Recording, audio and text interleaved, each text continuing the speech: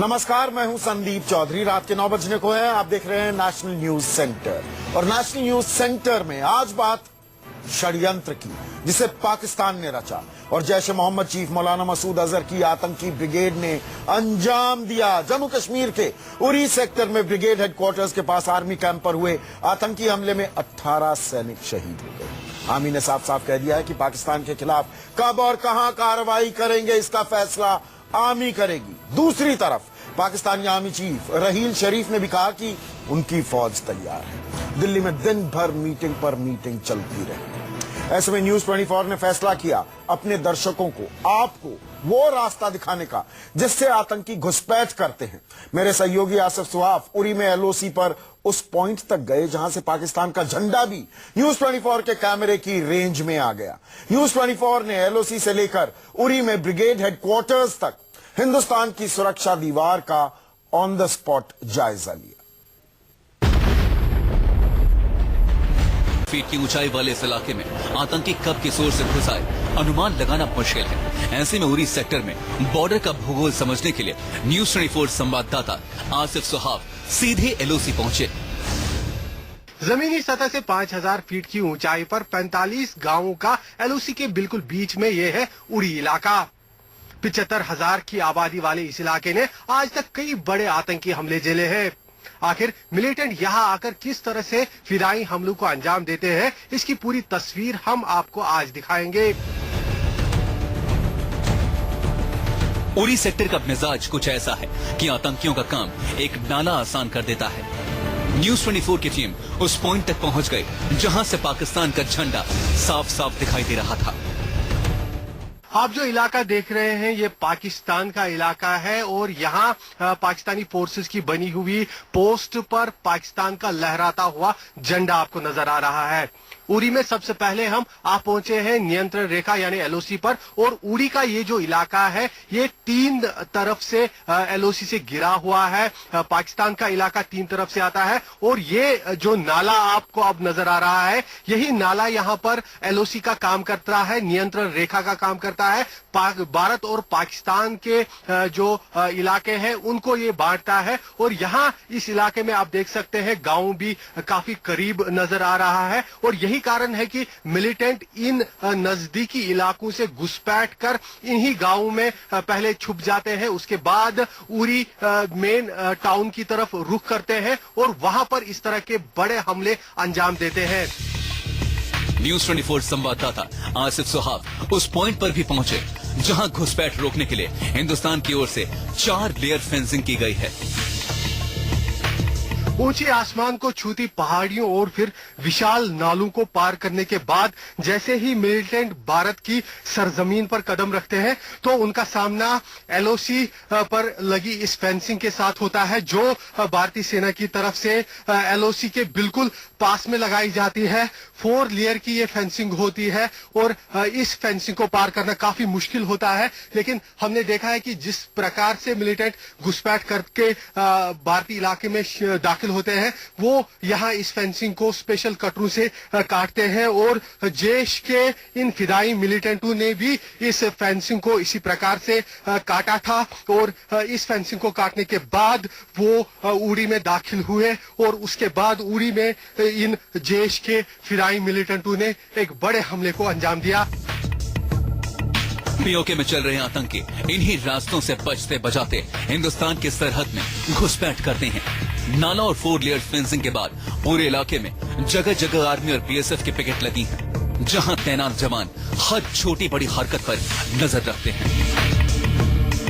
LOC नियंत्रण रेखा को पार करने के बाद मिलिटेंट जब खारदार तार को काट के घुसपैठ करते हैं तो उसके बाद उनका सामना इसी तरह के छोटे छोटे जो सेना और बीएसएफ के पिकेट्स होते हैं उनके साथ होता है। यहाँ जो उरी इलाके में सैकड़ों की तादाद में इस तरह के पिकेट्स बने हुए हैं जहां पर सेना और बीएसएफ के जवान हमेशा दिन रात तैनात रहते हैं। लेकिन इसके बावजूद जैश के ये मिलिटेंट यहाँ उरी के मेन टाउन में पहुंचने में कामयाब हो गए। उसके बाद ब्रिगेड हेडक्वार्टर के बिल्कुल पास ये मिलिटेंट पहुंचे और जहां पर इन्होंने 10 डोगरा रेजिमेंट पर इस बड़े हमले को अंजाम दिया। तो ये साफ दर्शाता है कि मिलिटेंट काफी प्लानिंग के साथ आए हैं। उनके पास से जो मैप और दूसरी चीजें मिले, जीपीएस मिला, उसने इन मिलिटेंटों को यहां तक गाइड किया और वो ठीक अपने टारगेट के पास पहुंचे और जहां पर उन्होंने बड़े हमले को अंजाम दिया। कैमरामैन मुबशीर हुसैन के साथ आसिफ साहब, उड़ी, न्यूज 24।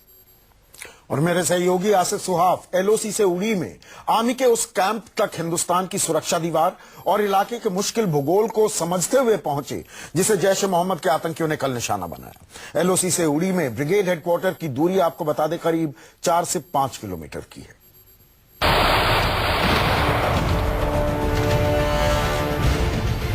इस इलाके में इतनी कड़ी चौकसी के बाद भी आतंकी कई बार अपने मंसूबों में कामयाब हो जाते हैं।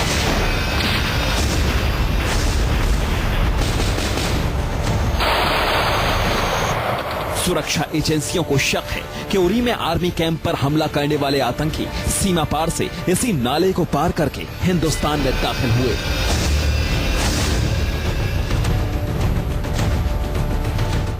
पीछे की जो एंट्रेंस थी, जो पीछे का रास्ता था, वहां से मिलिटेंट इस कैंप में घुसे और यहाँ जो है मिलिटेंटों के पास से जिस तरह के मैप और दस्तावेजात बरामद हुए हैं, उससे यही जाहिर होता है कि मिलिटेंट इस हमले को बड़ी कार्रवाई के तौर पर अंजाम देना चाहते थे। उनके निशाने पर न केवल 10 डोगरा रेजिमेंट का कैंप था, बल्कि इससे सटा ये 12 ब्रिगेड का हेडक्वार्टर भी निशाने पर था।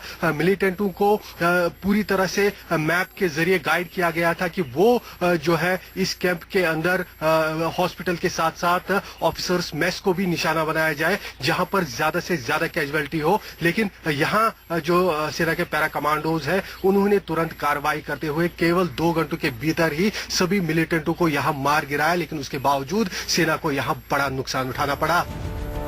आतंकियों ने पूरी तैयारी के साथ हिंदुस्तान में घुसपैठ की।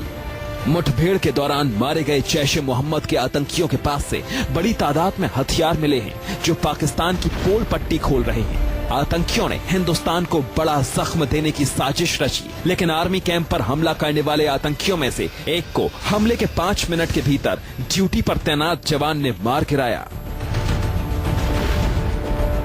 सेना का कहना है कि उड़ी में फिदाई हमले को अंजाम देने वाले जैश के ये चारों मिलिटेंट केवल परसों रात ही घुसपैठ कर यहां पहुंचे थे और सीधा ही इन्होंने सुबह सवेरे इस हमले को अंजाम दिया। लेकिन न्यूज 24 को सूत्रों से मिली जानकारी के अनुसार ये जैश ए मोहम्मद के 4 मिलिटेंटों के 3 दस्ते बनाए गए थे, जिन्हें एक साथ जम्मू और कश्मीर घाटी में घुसपैठ कराई गई। लेकिन घुसपैठ करने के तुरंत बाद इन मिलिटेंटों का आपस में संपर्क टूट गया, जिसके चलते जम्मू में पूंछ में मिलिटेंटों ने पहले ही हमले को अंजाम दिया और मिनी सचिवालय में हमला किया। लेकिन उड़ी में जो एक दस्ता पहुंचा था जैश का, इन्होंने कई दिन यहां पर बिताए। बाज़ाब्ता इन्होंने इस कैंप की रेकी की, जो 12 ब्रिगेड का हेडक्वार्टर है और इससे सटा हुआ 10 डोगरा रेजिमेंट का कैंप है, इसकी इन्होंने रेकी की। और रेकी करने के बाद ये सूत्रों द्वारा हमें पता चल रहा है कि अंदर का इस कैंप का कोई पोर्टर या तो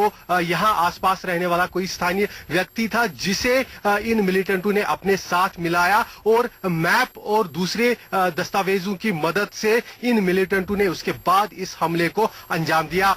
पर बड़ा फिदाई हमला करने वाले इन जैश मिलिटेंटों के पास से जो मैप और दस्तावेजात मिले हैं वो पश्तू ज़बान में लिखे हुए हैं और उन दस्तावेजों से पता चला है कि इन मिलिटेंटों ने पूरी रणनीति के साथ इस कैंप पर हमला किया। सबसे पहले वो पीछे की तरफ से इस बड़े नाले को पार करके, ये जो आप बड़ा नाला देख रहे हैं, इसको पार करके पीछे की तरफ से जो पीछे आपको फेंस नजर आ रही है, इसको काट कर मिलिटेंट अंदर दाखिल हो गए और अंदर घुसने के साथ ही उन्होंने अंधाधुंध गोलियां चलाई। सबसे पहले उन्होंने जो है मेक शिफ्ट जो टेंट्स होते हैं उनको निशाना बनाया। हालांकि वहां पे जो संतरी था उसने मिलिटेंटों पर फायरिंग की, लेकिन जवाबी फायरिंग में मिलिटेंटों ने उस संतरी को भी टारगेट किया, उसके सिर पर गोली लगी और वो वहां पे ही गिर गया। सूत्रों से न्यूज 24 को मिली जानकारी के मुताबिक आतंकियों का एक ग्रुप अभी भी जम्मू कश्मीर में ही छिपा हुआ है, जबकि 2 ग्रुप सेना और सुरक्षा बलों की गोलियों का निशाना बन चुके हैं। मतलब अभी खतरा टला नहीं है। आसिफ सुहाब, न्यूज 24, उरी। अब उरी में आर्मी कैंप पर हमले से पूरा देश गुस्से में है। अब हम आपको बताते हैं कि जम्मू कश्मीर में आर्मी पर हमला करने वाले आतंकियों को कहां ट्रेनिंग दी गई, आतंकियों को किसने ट्रेनिंग दी और कौन बना आतंकियों का गाइड। जांच एजेंसियां आतंकियों के उरी में घुसने से लेकर उनके आकाओं की कुंडली की जांच कर रही हैं। मारे गए सभी आतंकी पाकिस्तानी हैं। आतंकियों को हमला करने के लिए मिलिट्री की ऑपरेशन विंग की तरह कमांडो ट्रेनिंग दी गई। आतंकियों को यह तक बताया गया कि अस्थायी थाने के कैंप पर कहां फ्यूल टैंक रखा हुआ है। कई अहम जानकारियां देने के बाद ही हमले को अंजाम दिया गया। न्यूज 24 को मिली जानकारी के मुताबिक उरी में आर्मी कैंप पर हमले को हिंदुस्तान के मोस्ट वांटेड मौलाना मसूद अजहर की आतंकी ब्रिगेड ने अंजाम दिया था। जैश-ए मोहम्मद की फिदाइन ब्रिगेड को मुजफ्फराबाद और सियालकोट में ट्रेनिंग दी गई। सूत्रों के मुताबिक करीब 3 महीने पहले सिंध और मुजफ्फराबाद के 30 लड़कों को फिदाइन हमले के लिए चुना गया। मिशन कश्मीर के नाम पर चुने गए लड़कों को जिहाद की तकरीर दी गई। मिशन कश्मीर के लिए चुने गए ट्रेनी आतंकियों को ISI की देखरेख में मुजफ्फराबाद के कैंप में लाया गया। फिदाइन हमले के लिए आतंकियों को चकोटी, कोफली, रबर कोट कैंपों में स्पेशल ट्रेनिंग दी गई। आतंकियों को हमले की रणनीति बनाने के लिए भी स्पेशल ट्रेनिंग दी गई। आतंकियों को स्पेशल ट्रेनिंग देने के लिए पाकिस्तानी सेना के ब्रिगेडियर रैंक के अफसरों को 2 महीने तक आतंकी कैंप में रखा गया। ट्रेनिंग के बाद 30 आतंकियों में से 18 आतंकियों को मिशन कश्मीर के लिए चुना गया। ट्रेंड आतंकियों को सरहद में दाखिल करवाने के लिए बॉर्डर के पास बने लॉन्चिंग पैड पर भेज दिया गया। आतंकियों के एक दस्ते को उरी में आर्मी कैंप पर हमले की जिम्मेदारी सौंपी गई। बाकी के 2 फिदाइन दस्तों को जम्मू कश्मीर में बने रहने को कहा गया।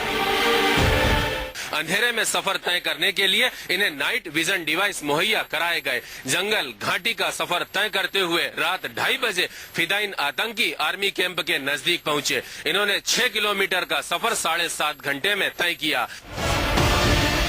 सूत्रों से न्यूज 24 को मिली जानकारी के मुताबिक मारे गए आतंकियों के पास जो नक्शा मिला, उसके मुताबिक आर्मी कैंप में जवानों पर हमले के बाद आतंकियों को सेना की मेडिकल यूनिट पर हमला करना था।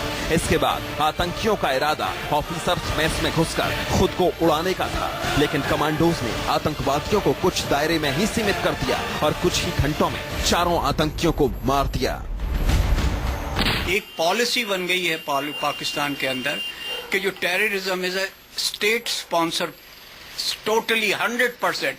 जैसे आर्मी को वो स्पॉन्सर करता है, आप कंट्री करता है, उसी तरह से पाकिस्तान के अंदर टेररिज्म को ये पाकिस्तान की पॉलिसी इनको स्पॉन्सर करते हैं। जैश-ए मोहम्मद की आतंकी ब्रिगेड के सिर्फ 4 आतंकी मारे गए हैं। कई अभी भी जिंदा किसी बिल में छिपे हैं, घात लगाकर हमला करने की फिराक में। महेश पांडे, न्यूज 24।